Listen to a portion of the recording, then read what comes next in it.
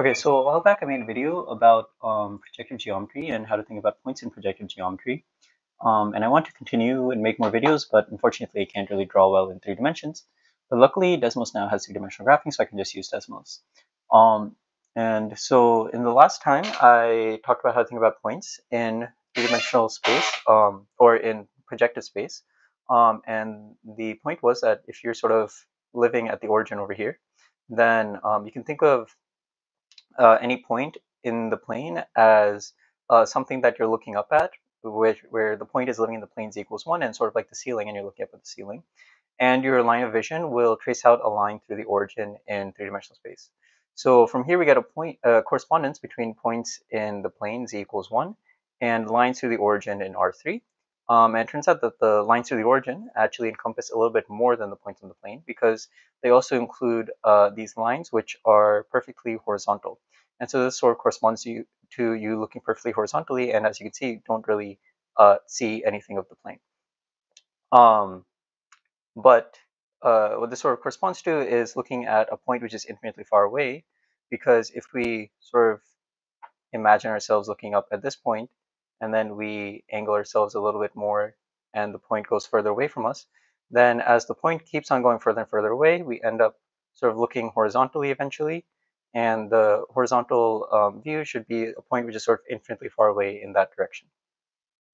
Okay, so in this video, I want to talk about lines in projective geometry, how to think about lines, and then talk about duality between points and lines, which sort of sets up an interesting one-to-one correspondence between points and lines in the plane. And it seems like just a random thing at first, but it turns out it has some already nice consequences, and you can find nice formulas for things like intersections of lines or the line that passes through 2 points. So I want to start with talking about how to think about a line in the plane. So remember, this is the 2-dimensional plane, which is embedded in 3-dimensional space as the plane z equals 1. And I want to think about how we can realize this as something 3-dimensional. So what I'll do is I'll think about a line in the plane as being a union of a bunch of these green points. So as I move the point around, it's sort of tracing out this line. And so I want to ask myself the question of what is the union of all of these purple lines as I move about? So you might sort of see that it's sort of, as the lines move, they sort of trace out some sort of a planar shape. And an interesting thing to point out is that when we have a horizontal line as well, then the line in the plane z equals 0 is going to be parallel to the line that we've traced out. And so this is sort of the point that's infinitely far away as you move along this line. Okay, so what is the thing that encompasses all these lines? And the answer is a plane through the origin in 3 dimensions. So in this case, I'm looking at the line y equals 1, which is right here. And this corresponds to the plane in R3, which is y equals z,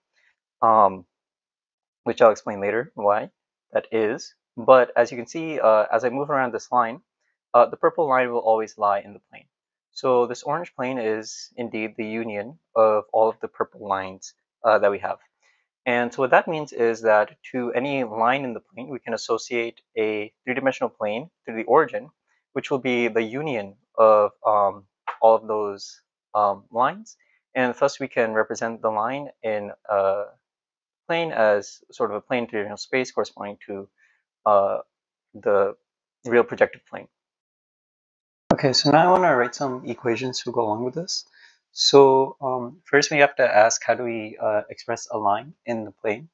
And there are multiple ways to do this, but it'll be convenient, as we'll see in a bit, to write our lines in so-called standard form, which is ax plus by plus c equals 0. And now we want to see, okay, what is the plane in 3-dimensional space which corresponds to this?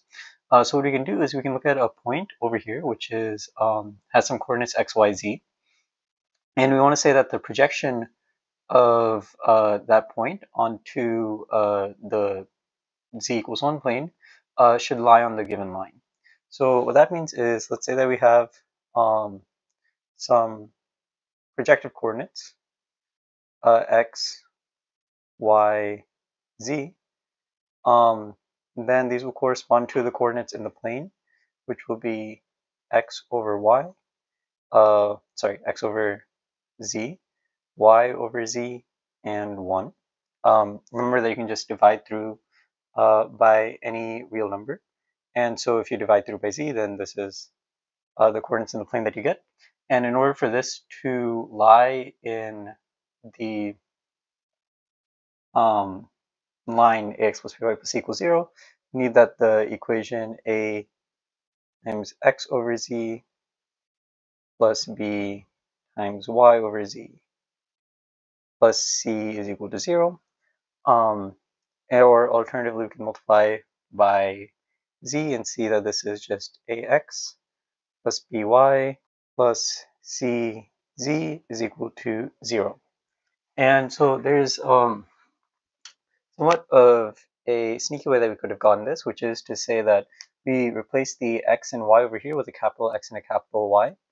And then we just add a z in order to make something so-called homogeneous, which is to say that the degree should match for each variable, and that'll give us the equation that we want.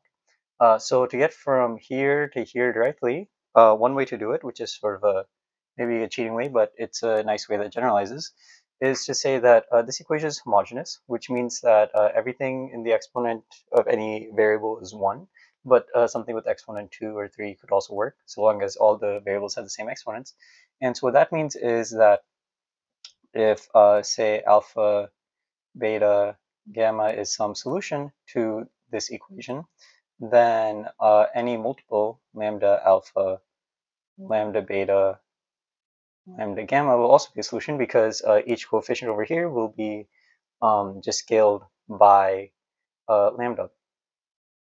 And so what we can do then is we can just take some homogeneous equation like this, such that if we plug in z equals 1, which remember is the plane that we are considering to be R2,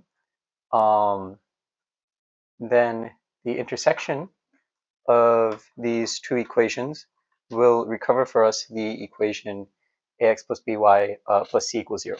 So what does this mean? This condition that any point means that a multiple of the point is also on the whatever equation it is, means that this equation defines some union of lines to the origin, and we said that union of lines or lines to the origin correspond to points in the plane. And we can see that the thing in the plane that corresponds to is the equation ax plus by plus c equals 0, because that's what we get when we plug in z equals 1, which is the equation of the plane that we have. Okay, so now I want to say that we have a correspondence between points and lines in R2 and in R3, and this is lines through the origin. And if we have a line here, then we have a plane through the origin. And so the correspondence here is if you have a point a comma b, then this corresponds to the line at, bt, t. And if you have the line ax plus by plus c equals 0, then we get the plane ax plus by plus cz is equal to 0 in three-dimensional space. And so one of the things about projective geometry is that we shouldn't treat any coordinate as being special. And so we can see here that we have like some scaling factor for the x coordinate, some scaling factor for the y coordinate, but nothing for the z coordinate. So we might think to add some other coefficient over here, which looks like ct, and this is in fact necessary if you want to take c equals 0 in order to define points at infinity, which we've seen that we can do in this sort of projective model, which looking at things in R3. And in order to do that, then we have a third coordinate as well, which defines some vector ABC. So this is saying that we're looking at all multiples of this vector ABC. And so we have here that both our line and our plane are determined by 3 coordinates, which are A, B, and C. And so we can ask, is this vector related to this plane somehow? And the answer is yes. So I'll go back to the picture, and in order to clean things up, I'll remove the line and the plane. And so all I'll do is I'll include this vector, which is AT, BT, CT equals 0, and this plane, which is AX plus BY plus CZ equals 0. And I'll also remove this extra plane. And so what you can see is that they seem to be perpendicular. And as I change the coefficients, you can see that regardless of what the coefficients are, the plane seems to always be perpendicular to the line, defined by the same coefficients, which are A, B, and C. And also, I guess since I have not done this yet, if I put the plane here, then you can see that this plane intersects the plane z equals 1 in some line. And over here I have the line ax plus by plus c equals 0. And as you can see, as I had said, the plane does indeed intersect the plane z equals 1 in this line ax plus by plus c equals 0. What these pictures suggest to us is that the plane defined by ABC is perpendicular to the line defined by ABC. And there's a nice way to see that, which is that if you look at the equation for this, then we can interpret this as a dot product of the vector A, B, C dotted with the vector X, Y, Z is equal to 0. And so what this is saying is that the vector xyz, where this is some point in the plane, this plane over here, is perpendicular to the vector abc. And this vector abc defines this line through the origin, which then in turn corresponds to some point in R2, and might be a point at infinity in the projective plane. And so what we see is that there's a one-to-one correspondence between points that look like this and planes that look like this, which is dictated by the fact that some vector is perpendicular to the corresponding plane. So that's cool. And this gives us sort of correspondence between points and lines. So I'll include the corresponding point over here. So the plane will intersect z equals 1 at this line, so it'll correspond to that line, and this line will intersect at this point. And so to sort of see the duality, I can sort of change these coefficients, and you can see that it's not completely obvious looking at a sort of two-dimensional picture what the relationship between the line and the sort of dual point is, where the dual point is the point that corresponds to this perpendicular line. And sort of an interesting thing that you can see is that if I take the plane or the line to pass through the origin like this, and I sort of move it around, then you don't see a point. And the reason is that the dual point to a line which passes through the origin is always a point at infinity, since this line is horizontal, and it'll be seemingly like perpendicular to this somehow. So this is just to sort of give you a pictorial sense that there is some one-to-one correspondence between points in the plane and lines in the plane. And so what can we do this? We want to use it to solve this problem, which is find the intersection of two lines in the plane. So here I have the equation is x plus y minus 1 is equal to 0, and 3x plus 6y minus 7 is equal to 0. And these intersect at this single point over here, which I have actually calculated. But in my opinion, calculating the intersection of two lines is a bit annoying. And mainly the reason that's annoying is because you have to use division, and adding fractions and stuff is not fun. But it turns out that just from this simple duality sort of a thing here between points and lines, it turns out that this actually gives us a really nice way to be able to compute these intersections, which in some senses is actually better than the standard way of computing the intersection of two lines, because it's more uniform, as you'll see. In order to do that, though, I'm going to start off with a simpler problem. Oops, I'm showing too much here, which is that we're going to start with 2 points in the plane, this green point and this blue point, and our goal is to figure out the line which passes through these 2 points. So it sort of feels like a similar problem because earlier we had 2 lines and we're trying to find their intersection. Here we have 2 points and we're trying to find the line which passes through them. And we'll see that actually the computation used to solve this problem is going to be exactly the same as the computation used to solve this, which is sort of the principle of duality in projective space, which is really cool. So in order to solve this problem, we can sort of rephrase this problem in a 3-dimensional setting. And seemingly we haven't really done much by doing so, but it turns out that it'll actually make solving the problem a lot easier. So what's the standard way of solving this? Well, one way to do it is to maybe figure out the slope between these 2 points, and then sort of use like point slope form or something like that. And this usually works, except like if the lines are vertical to each other. If the points are like vertical to each other, then the slope is like infinite, so you have to like write your equation slightly differently. We'll see that like in this alternative way of solving this, there will be like no exceptions to or like no problems, like even if the points are vertical to each other, and you will always get the line that passes through them. So how can we do this? Well, let's rephrase this in a 3-dimensional space. So here I have the point 3, 1 and the point 1, 7. And so this third coordinate where z equals 1 is just there to remind you that the plane that we're considering is the plane z equals 1. And so how can we represent this in a 3-dimensional space? Well, these both correspond to 2 lines. So this corresponds to the thing where you scale everything by t. So this is 3t, t, t. And this one is t, 7t, t. So these are scaling these 2. And so you get that the 2 points in the plane correspond to these 2 lines to the origin in 3-dimensional space. And similarly, the line that we want to compute in 3 dimensions corresponds to this this plane in 3-dimensional space, which is the union of all the lines which pass through this line.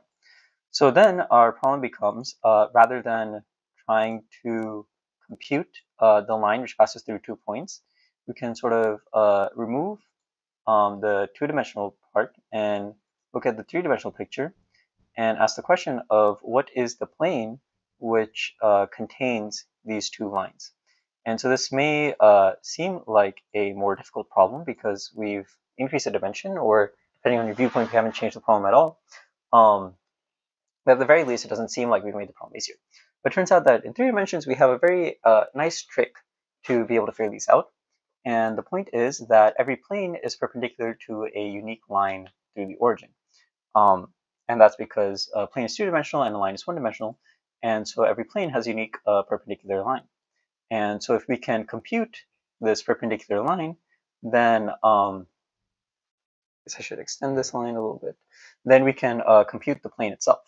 But notice that this line, which is perpendicular to the plane, and as we said that I've computed the coefficients here, so it's -6, -2, 20, which is the vector pointing in the direction of the line, that these coefficients we've noted would be the same as the coefficients of the plane, because as we've seen, that's what sets up this one-to-one correspondence, that the coefficients of the line perpendicular to a plane are exactly the coefficients of the plane itself.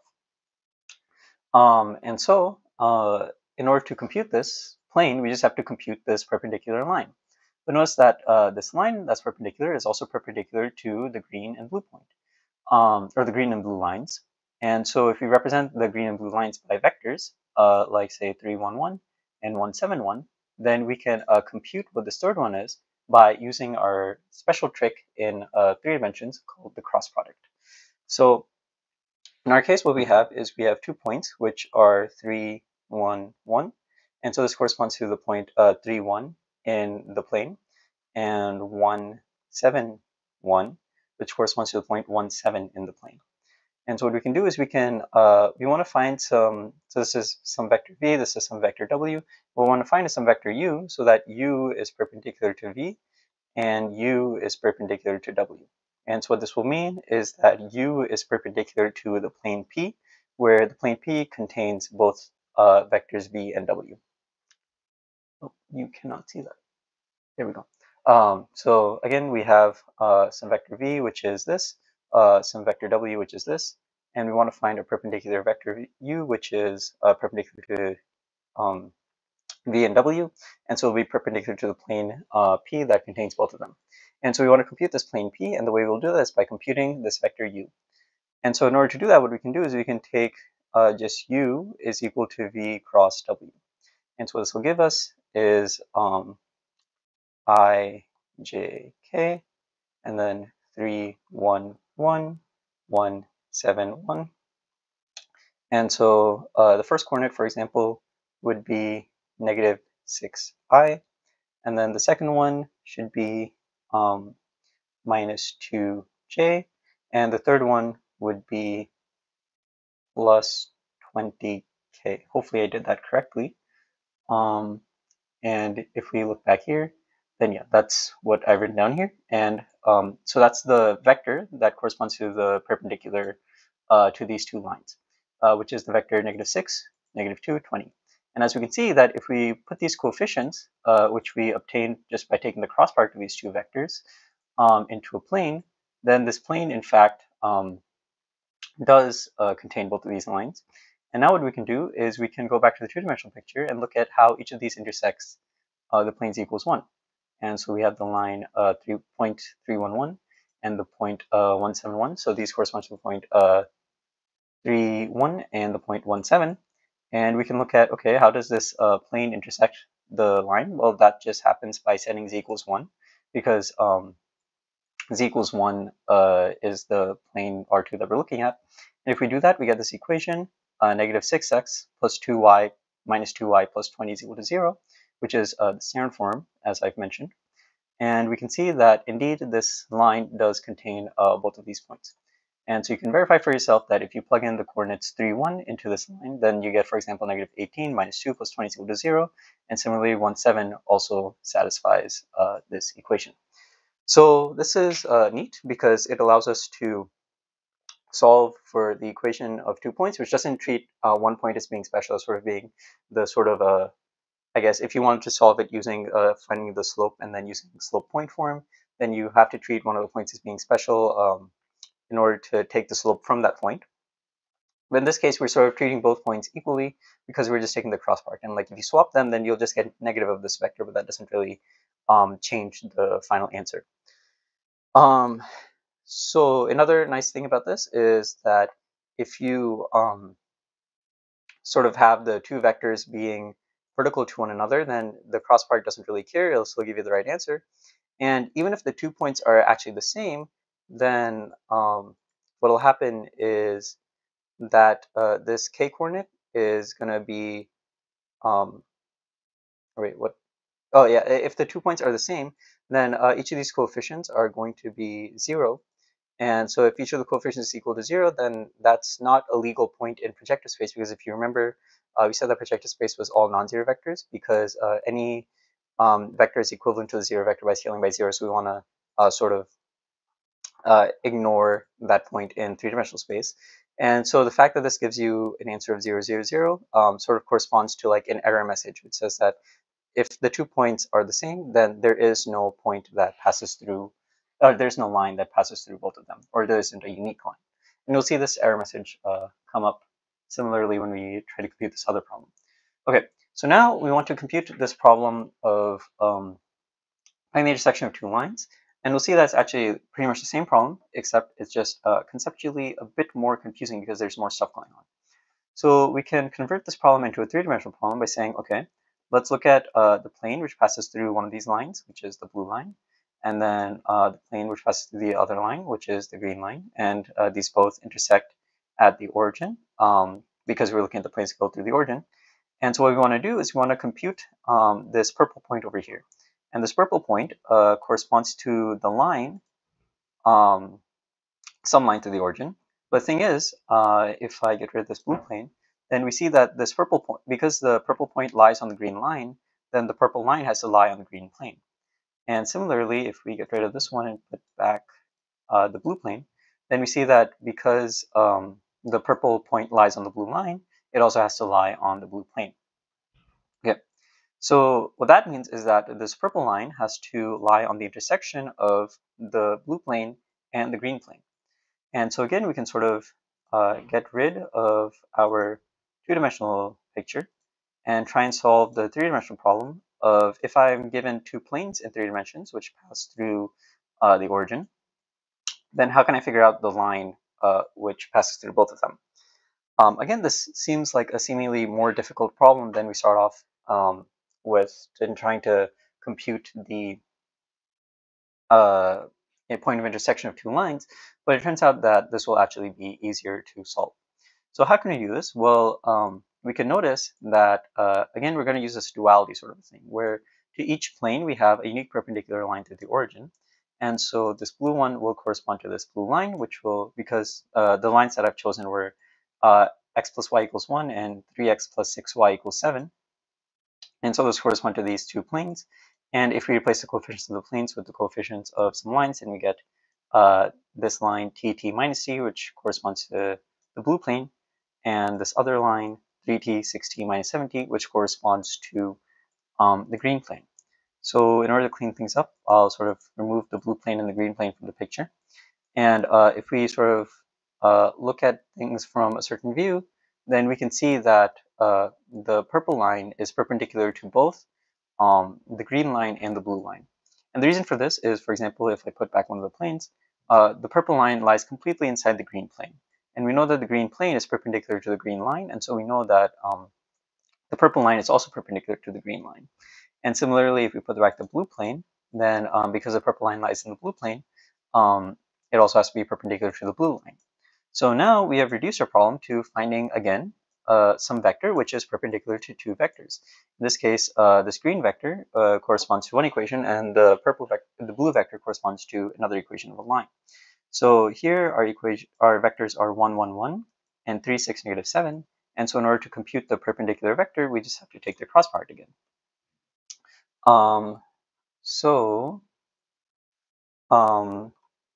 If I do this again, so let's say now v is equal to 1, 1, 1. And so this doesn't correspond to a point anymore, but this corresponds to the plane x plus y plus z equals 0, or in other words, the line x plus y is equal to 1 inside the plane. Then our second vector w is, I think, 1, 7, no, 3, 6, negative 7. Okay, so this one is actually 1, 1, negative 1, and this one is 3, 6, negative 7. And this corresponds to, again, the line 3x minus 6y, or 3x plus 6y minus 7 is equal to 0 in the plane. Then we want to compute the vector which is perpendicular to each of these. And so, again, we can just take the cross product, v cross w, which will be I, j, k, and then 1, 1, negative 1, 3, 6, negative 7.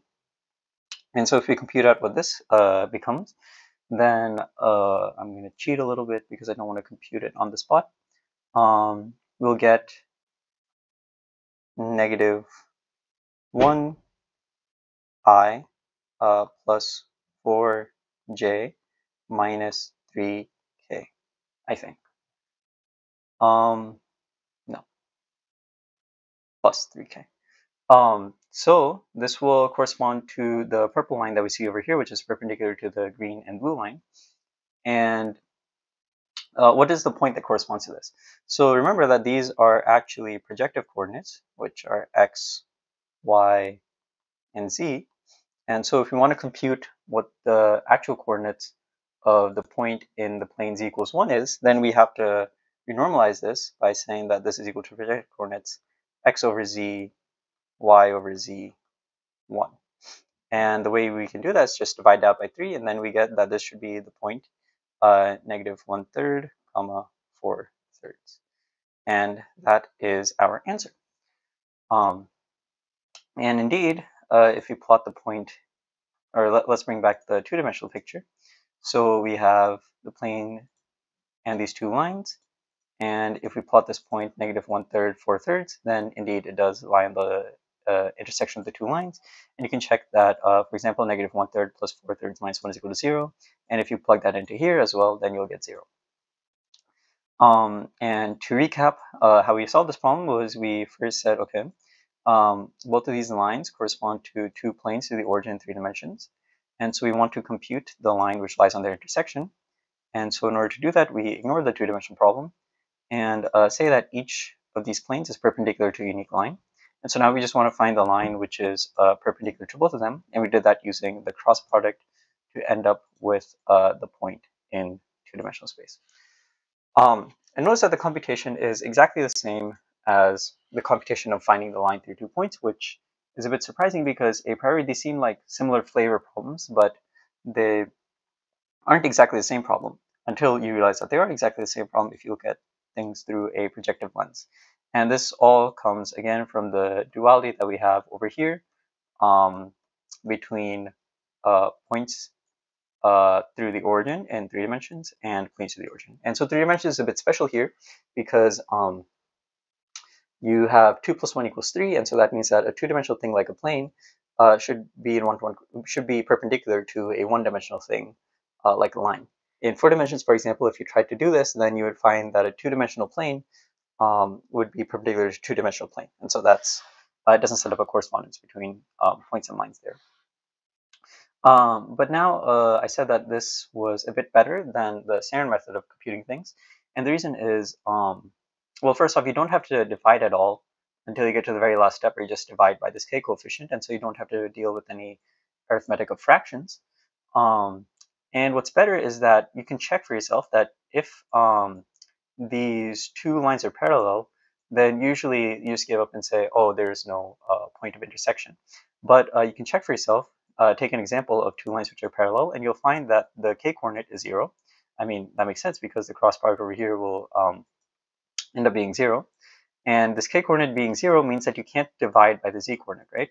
But we know from earlier that if the last coordinate is 0, then this should correspond to a point at infinity. And in fact, if the 2 lines are parallel to each other, like if this is the plane and we have 2 lines like this, then they sort of intersect at this point of infinity way out here, which is in the direction of the 2 lines. And you'll find that indeed this actually does give you the correct point at infinity at which these 2 lines intersect. Or in other words, the planes in 3 dimensions intersect. And moreover, if you choose the same line twice, or the same line scaled by some factor, for example, then you'll get 0i plus 0j plus 0k is equal to 0, which does not define a valid thing in projective space. And so that sort of, again, gives you some error message, which is to say that if you have 2 lines which are exactly the same, then, no, what happened here? If you have 2 lines which are exactly the same, then they do not intersect at a unique point.